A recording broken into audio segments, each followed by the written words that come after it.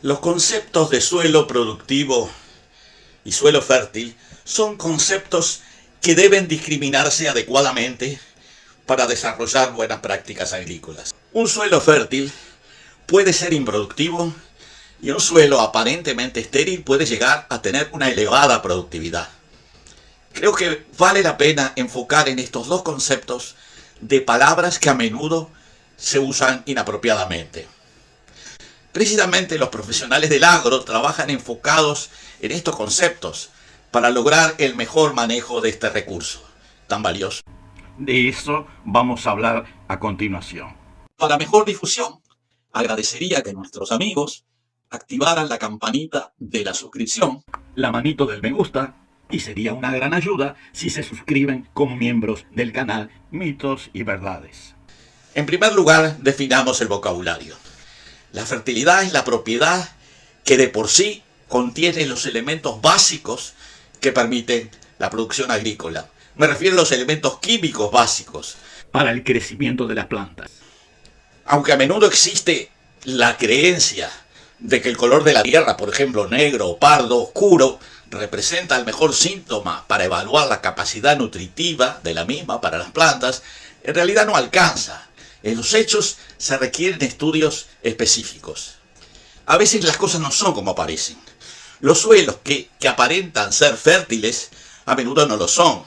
Y los que parecen estériles pueden poseer una fertilidad elevada y una gran capacidad productiva potencial. Para conocer la forma de aprovechar estas categorías te invitamos a seguirnos en esta explicación. Las características de los suelos son fundamentales para determinar el tipo de ocupación del territorio que se lleva a cabo, en particular las actividades agropecuarias.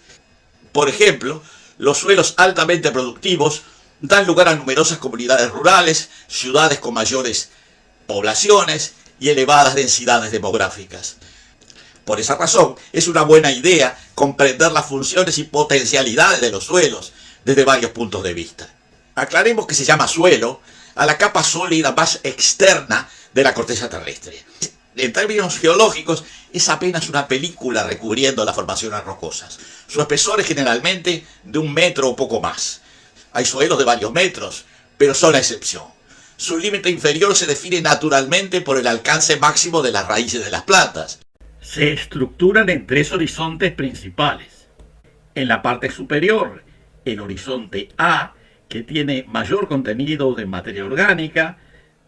Por debajo de este se localiza el horizonte B, que en muchos casos está enriquecido en arcilla u otras sustancias que han sido lavadas del horizonte superior. Y finalmente el horizonte C, que no forma parte del suelo, pero que generalmente es el que ha permitido que el suelo se forme. Por eso al horizonte C se le considera y se le llama material madre de los suelos. Los suelos están compuestos por arcilla, por arena, por limos, gravas y por materia orgánica en cantidades variables. Sus funciones efectivas en las sociedades humanas están basadas en sus propiedades, su fertilidad, su productividad y su fragilidad.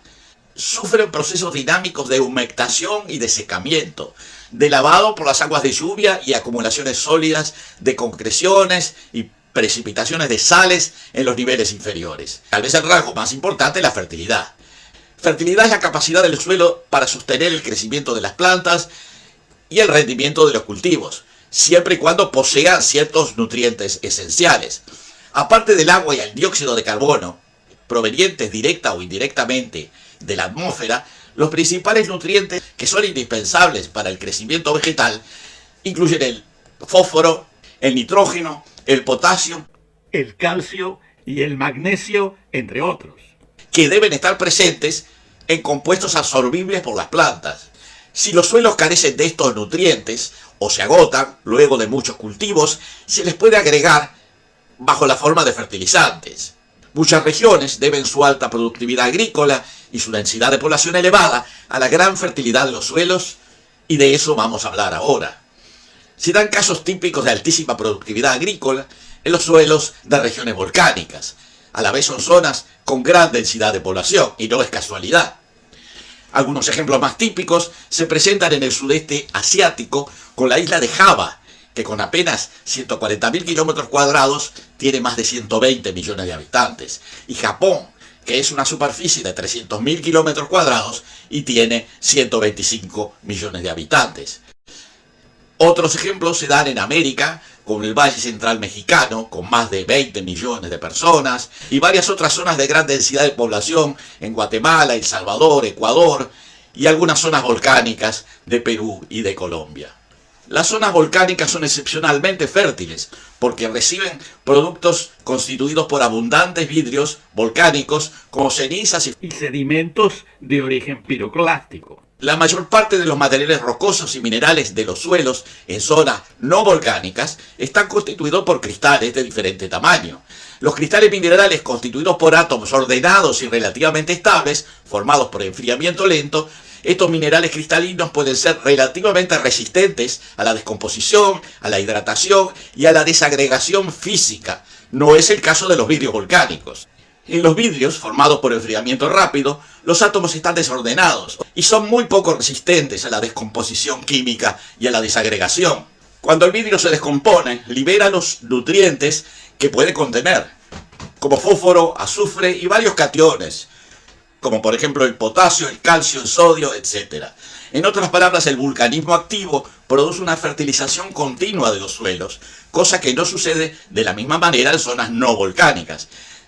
Sin embargo, a veces en zonas no volcánicas pueden llegar lluvias de ceniza volcánicas, produciendo un efecto similar de fertilización, como es el caso de las llanuras pampeanas de Argentina y suelos del suroeste uruguayo, que son particularmente fértiles porque recibieron aporte de cenizas en tiempos geológicos. Por otra parte, queremos mencionar el caso de zonas con suelos de elevada fertilidad, pero con muy baja productividad natural debido a la ausencia de lluvias, a la ausencia de agua. Son zonas áridas con suelos que pueden poseer altos contenidos de nutrientes, pero que debido a la falta de lluvias y de humedad tienen una productividad muy baja o nula.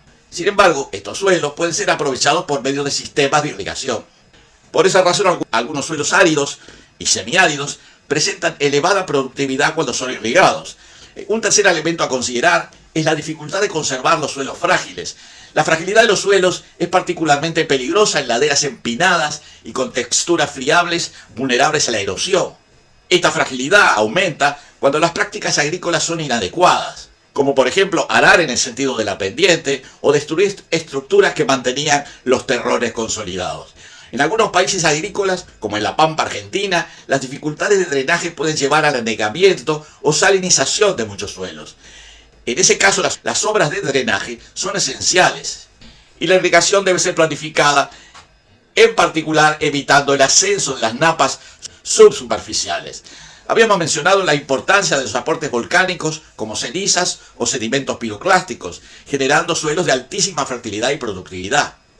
También es necesario referirnos a ciertas zonas del mundo, sin aportes volcánicos recientes, pero con texturas favorables que se han transformado en áreas de gran productividad agrícola. Es el caso de ciertas llanuras que recibieron aportes loésicos con transporte eólico. Varias de estas llanuras han dado lugar a economías altamente productivas. Eso se ve en las llanuras de China nororiental, en Ucrania, en las llanuras de la cuenca del Mississippi y las llanuras de algunas provincias del centro-sur de Canadá, en América del Norte, y la Pampa en Argentina. En un próximo video nos referiremos específicamente a estas regiones agrícolas, a menudo denominadas el granero del mundo, y también trataremos de definir los tipos de suelos que caracterizan las zonas agrícolas y no agrícolas de acuerdo a la capacidad productiva que poseen.